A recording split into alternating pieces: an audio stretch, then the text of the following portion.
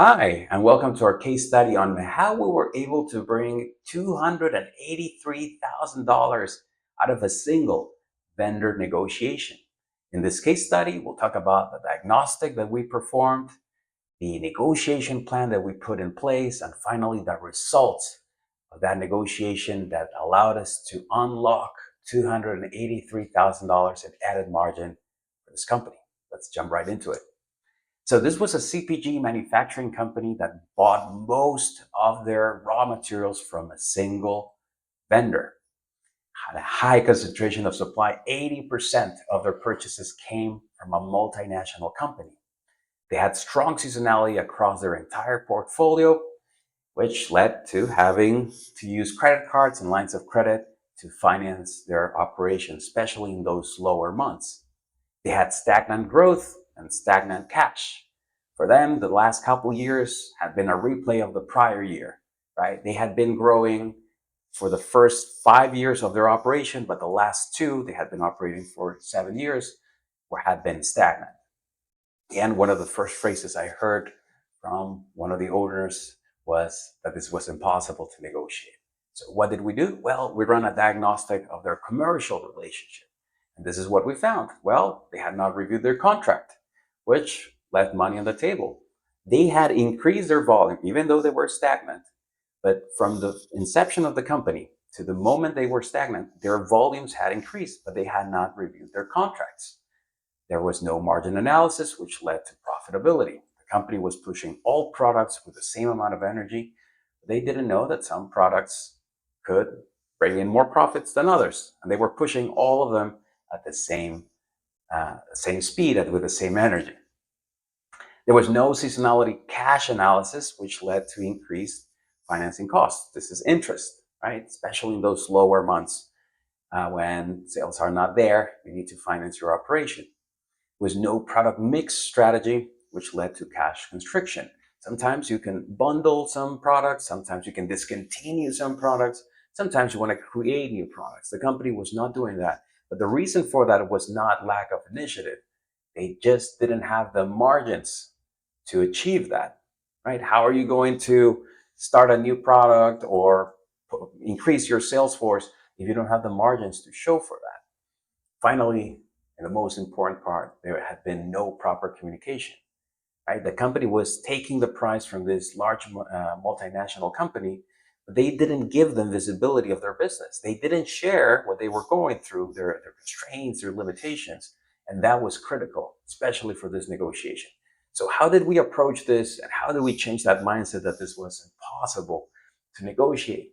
Well, we started by sharing that adding a third party to the equation usually breaks a cycle, and in many cases that good cop, bad cop situation.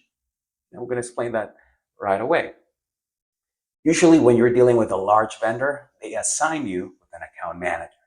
The relationship with the account manager is usually fantastic, right? They have great energy, they're outgoing, they're pushing for you, and they want you to succeed. And I'm here to help you grow your business is one of the things that they might say. And of course, if they grow your business, they're growing their business. But you also have that relationship with finance, right? That relationship isn't as energetic, or maybe it is as energetic, but with a different tone. It might get intense. There might be some conversations about numbers, and the relationship is not really there. In many cases, it feels like a good cop, bad cop type relationship. And so when finance comes and says, like, we're giving you the best margins in the market, many companies that are dealing with such big multinational companies or just very large suppliers, they just withdraw. They don't take that as maybe that's that's their standard phrase, and I can tell you in many cases it is. Okay. But what I've seen happen to business owners and CEOs is that they go out and say, like, well, we must be doing something wrong, right? They're selling this at market rates, at the best market rates. We must be the ones doing something wrong. Or they know the business better than we do because, after all, they have hundreds, if not thousands of clients like me, and they are all profitable, right? So a lot of doubt starts creeping in the mind of business owner.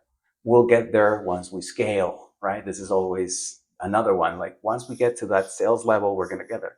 How are you going to sell more if you don't have profits today? Where is that growth going to come from? Where are you going? How are you going to increase your sales team, right? I owe them my livelihood, right? And so if you give them such a strong value in your life, right, that you owe them your livelihood, yeah, I understand you're not going to ask them for more, but in many cases, if you bring a case of how you're dealing or what you're dealing with, they're more than happy to help you out. And finally, in many cases, they don't want to disrupt a relationship, right? They take the price or take the comments from finance or the controller, and that's how they roll. They just take that and say, well, okay, we'll figure it out ourselves. I don't want to disrupt this. I don't want to lose this contract. My suggestion was, let's break that cycle where you're talking to your account manager and finance. Let's bring me in, right? I am going to do the money talk. I'm going to study your business and I'm going to learn everything I need to know so that when they come up with a phrase like you have the best possible numbers and margins in the market, I can say, let's look at the numbers together. Because that is what I did, right? If you look at the numbers and the numbers are telling you that the margins are not there, right? The margins, they had the margins, right? They had the margin data because they were providing it. But then we showed them the fixed costs that the company had. And we explained to them that with the current demand for the market, the fixed costs were like frugal, right? The company was really, really, really efficient with their fixed costs. Just the right amount of warehouse for the minimum order size, just the right amount of salespeople for the sales volume that the company had. No service, no splurging of money anywhere. So we share this with them. And then we also told them that during high months of when the seasonality hits, especially in the slower months, the company was using lines of credit. And that's not the right way to run a business, right? So we then show them a path to profitability. What would it look like? What margins would we need in order to get there? And with that, we asked for better terms. And what we asked for was, let's review the contract. And this gave everybody, including the business owners, brought clarity. We did a margin analysis. So now we knew how to push the products, right? It gave us visibility on which were profitable and which were not. We performed a seasonality cash flow analysis that was reviewed quarterly so that we had better planning. With the margins that I'm going to show in a second, the company could now plan better for those lower months and have a lower use of their lines of credit. The product mix analysis allowed the company to increase its profitability by pushing those products that had higher margins. We're not accounting for that here. We're just saying all of the work that took place that allowed us to show to this critical vendor that everything was being done and restructured so that the company could succeed.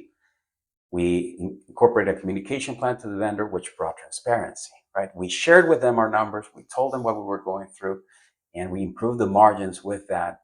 They gave us 4% more, bringing in $283,000 in added cash flow.